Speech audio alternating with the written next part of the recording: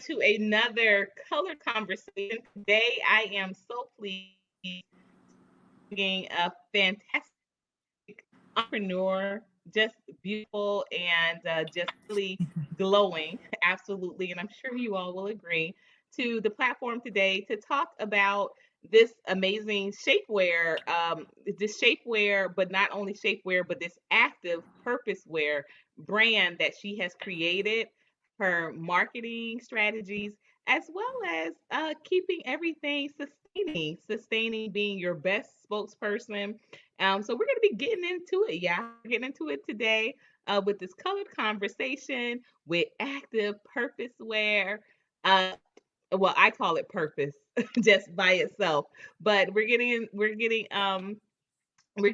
it today with this conversation. So I am very excited. I'll see. I had to bring the Adidas hoodie back out for it, but I will be getting some of my own pieces collected as I am definitely needing I just went through my wardrobe, my activewear wardrobe actually over the weekend, and I need a complete overhaul. It's like, I wanna be doing the cute stuff that I can, wear to and from the gym. I think too many of us have gotten acclimated with just like working out at home because of the whole COVID thing. But now that we're starting to get out and about again, I need things that I can wear out and not feeling like I just like I'm throwing on pajamas. So without any further ado, I'm gonna cam off while you introduce yourself to the Glow Nation as well as the color only community and tell us about you, yeah, and who you are and how you fell into this or how you got enlightened with this particular entrepreneurial path. Yeah. So thank you so much for having me. My name is Sharonda Matthews. I started Purpose Activewear a couple years ago because I was changing my diet and my lifestyle, which my grandfather and my aunt like introduced me to it as a teenager, to, exercise and eat healthy. So once my body started changing, I was suffering from finding nice activewear leggings that weren't see-through and that were shaped for curvy women. So I struggled with that. So I just started really just doing research and reaching out to manufacturers and asked. And eventually I found a manufacturer that would work with me. And we made like 3 products. And from there, Purpose was made.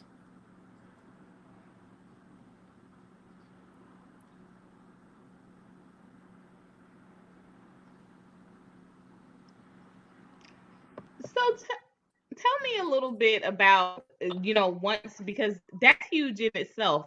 Really, it's about, hey, I got as good, but it's about executing it. Because I read a statistic a little bit ago that I was very impressed with, and it was basically saying that most people in their lifetime come up with like literally about $2 million worth of like ideas, but they don't even execute not even half of that. Like, most of the time, most people will live their whole lives without ever executing one idea that they came up with. But I mean, the statistic was something incredible. It was just like every day people are literally coming up with hundreds of ideas, or whether it's products, or whether it is recipes, whether it is literally different maps. Like, people come up with this stuff, but they just never take it to the next step. Shiranda, tell us what drove you to take it to the next step, and was it something that you've seen? Because I've also understood that statistic as well, and it's a statistic that I know all too well about. Without representation, for example, if we haven't seen it done, then we will always think that it can't be done. So it's just like that of dads that no one thinks that it's a record until the record is broken. And so what was your blueprint, as I like to call it, your black print? Like, what was that? What was that path that showed you, yeah, it can be done, so I'm going to do it? What was Yeah. that process? Well, absolutely. Well, first it started as growing up. So I was raised by my grandfather, and he was an entrepreneur. And he was first of all, he was a Muslim man, so I was raised in a Muslim household. And it was just me in the house. I had 3 older brothers, and they were just so smart, and they still are. But my grandfather, like I said, was an entrepreneur. He's a real estate investor. So growing up, I always seen him hustle, and he always put that in our head. If you're gonna do anything in life, be the best you can be. I remember him saying that, like, if you're gonna be the janitor, be the best janitor you can be. So I Yeah. always just came up with different ideas. I mean, I went to like 3 different colleges before I graduated to figure out really what I wanted to do in my life. And then I know my grandmother, which is my grandfather's mother, she would always say, you have to do what you love, just follow your passion, and just don't worry about the money. My aunt would tell me that too. So really, I think it started growing up because I have such an amazing family that always put that in my head, and they still do. My aunt says it to this day. Don't worry about the money. And same with my dad as well. Don't worry about the money. It's going to come. Just work hard and be passionate about it too. And don't give like bad products and stuff. Because here again, people are so worried about the money. So that's definitely going to come, but do what you Right. love to do. Yeah, it's like my mom used to always say, if you're doing what you love, you'll never work a day in your life. And another thing that she used to always say is, no one's ever going to pay you as much as you're worth, but you're gonna be one that comes close. So you're still not going to be able to pay yourself worth, but you're going to be able to come pretty close. You're going to be able to come closer than anyone else working for you. Tell me now. I always ask my guests this. I'm an equal opportunist when I present this to my guests. But you are beautiful. You're dynamic. I met this woman in person, y'all. This is not just someone that I saw their information and just said, "Oh, stuff is nice. I want her on the show." But I met her in person, and uh, as much as her energy comes off through the screen, it's this way in person. I think I even told you. I said meeting you was like, I felt like it was like meeting a princess. Like you're beautiful, tone is sweet. It was like I was like, you just feel like you're very regal, very regal, right? And I find that sometimes, I struggle personally with being able to network as effectively as I should, because I don't want to be mixed in, because you and I had a brief conversation about the whole dating scene, right? And I don't want to be mixed in with networking and having people think that I'm like looking for a man, because I'm not. Like, I'm networking to, progress my business and progress my social, network. But not necessarily to find a man. But when I am out networking, I get the question too, like, uh, because they always ask, why aren't you married or what have you? You seem like such a great catch, and I'm always like, thank you, and I try to avoid that. So I'm just putting that disclaimer up. I'm trying to avoid that type of. But when I ask you what you bring to the table, it is more so to say, what do you bring to the table in regards of why should we choose purpose active wear, not necessarily what do you bring to the table, girl. Like I said, I know you're beautiful and whatnot. I'm not asking you for that other side of it, but what do you bring to the table as far as purpose active wear? Why is it different? um what is your marketing like stance when it comes to that question? Yeah, absolutely. So definitely, it's definitely different because it's definitely burpee proof and squat proof, and it's definitely catered to women because I'm a curvy young lady, right? And I'm a naturally curvy young lady. So we see women with bigger backsides these days, whether they're natural or it's bought, but they're still big. It's big. So mine caters to that, so we don't have to worry about those see through leggings. And also, when people are going to cycling classes or doing burpees, you don't have to constantly be pulling up your pants, or because the materials like that, unless you lose weight and you have to get a smaller size. But that's what I like specialize in with the leggings. That's why I really cater to building the brand with the leggings and not putting money in other, like sweaters and t-shirts. And I did that before, and I generated more money for the leggings because I really want to have the best leggings out there. Right. When you squat proof, girl, that was everything. That's everything, because squats are one of the most effective exercises. So I used to be a personal trainer. I think I told you that as well. I used to be a Yeah. personal trainer. I used to be a fitness consultant. And squats and burpees are literally the two. When ladies would always ask, what are some exercises that can get me to like these really nice what was really popular back then were the Herb Ledger dresses. And they're like, what was the most two effective exercises that can get me into these dresses in the least amount of time?